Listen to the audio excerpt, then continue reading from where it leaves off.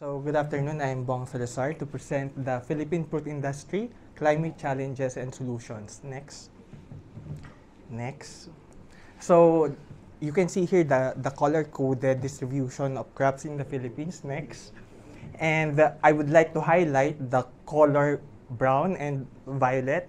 Next. So, the major fruit production areas are Mindanao, Southern Philippines, Eastern Philippines, and Northeastern Philippines. So these are the major fruit production areas. Next.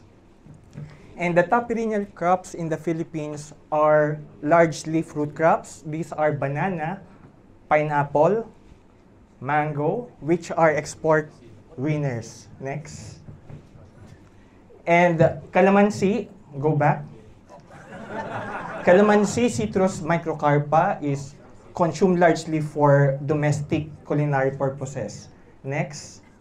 And the contribution of agriculture in the Philippines is around 12% of the gross domestic product. And there is substantial contribution of fruit crops, largely banana, pineapple, and mango. Next. And in 2022, next, the export value of tropical fruit crops is $429 million, which is ranked 8 in the world. Next. And very small value in terms of imported tropical fruits. Next. And the Philippines rank 3rd in Asia after Thailand and Israel in terms of export of tropical fruits and rank 8 in the world. Next. And because of the perishable nature of fruit crops, our major markets are the neighboring countries, China, Japan, and South Korea, which constitute around 80% of the total. Next. So the Philippines is a key exporter of bananas, pineapple, mangoes, and papayas. And I have to skip these next few slides. Next. Next. Okay, so what are the impacts of climate change? So based on the Global Climate Risk Index, the Philippines is very vulnerable to the impacts of climate change. Next. And together with Philippines, we have Myanmar and Thailand, ranking 2nd, 4th, and 9th, based on the impact of climate change on human lives, economics, and infrastructures. Next. So you can see here that Asia is very vulnerable to the effects of climate change. So it's red in color. And you should think the Philippines because we absorb all the typhoons that will be reaching Vietnam, Japan, Taiwan, South Korea. Next. So what are the projected changes or impacts of climate change?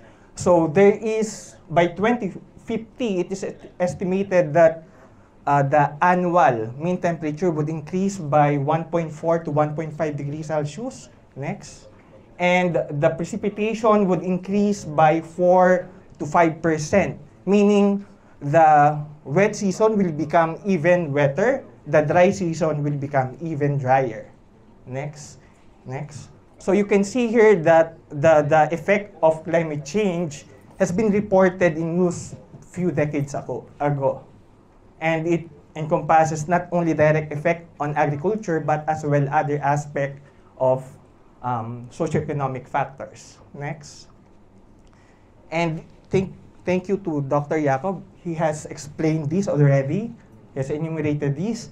So extreme weather events would result ultimately in reduced fruit yield and lower fruit quality. Thereby, we need adaptation strategies to mitigate the impact of climate change. Next.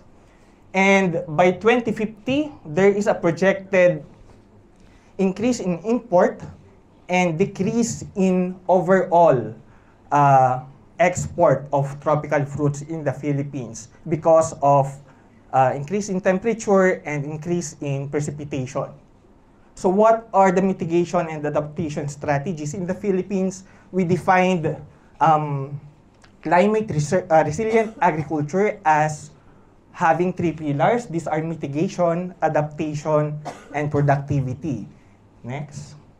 And there are several institutions which have been identified, and they played key roles with regards to mitigation, adaptation, and productivity strategy. Similarly, there are policies, next, in terms of Republic Acts, executive orders, which are in formulation, legally formalized, and actively implemented based on the 3 pillars of CRA, or Climate Resilient Agriculture. Next. So based on the Compendium of Climate Resilient Agriculture Technologies published in 2019, these are the assessment of smart or climate smart technologies based on the evaluation of stakeholders in terms of productivity, adaptation or resilience, and mitigation or reduced greenhouse gases. Next. And based here, the top 3 climate resilient approaches are multi-story cropping, agroforestry, and sloping agriculture land technology, which is very logical because the fruit industry in the Philippines is largely smallhold. Next. So aside from that, science and technology innovations for climate smart agriculture are needed. And thank you again, Dr. Jacob. You have mentioned this.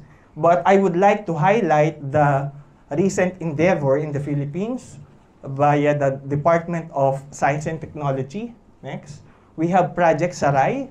Project Saray stands for Smarter Agriculture to rejuvenate smarter approaches to reinvigorate agriculture as an industry in the Philippines, focusing on 9 priority crops, 4 of which are perennial crops.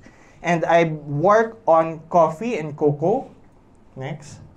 We developed the Coffee Application Harvest Estimator, or CAPHE, wherein we quantitatively score the developmental stages of coffee, and based on the duration and timing, next, we computed the thermal time or the heat units across the different developmental scores. And based on this, next, this is how CAPHE operates.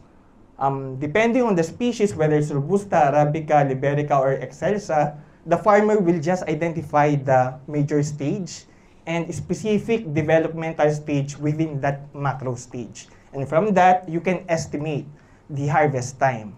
And the same approach was applied for banana, next, and that is Banatec. So that's similar strategy. So that's thermal time, or the concept of growing degree days. Next. So that's a phenological study to be more climate smart. And that ends my presentation.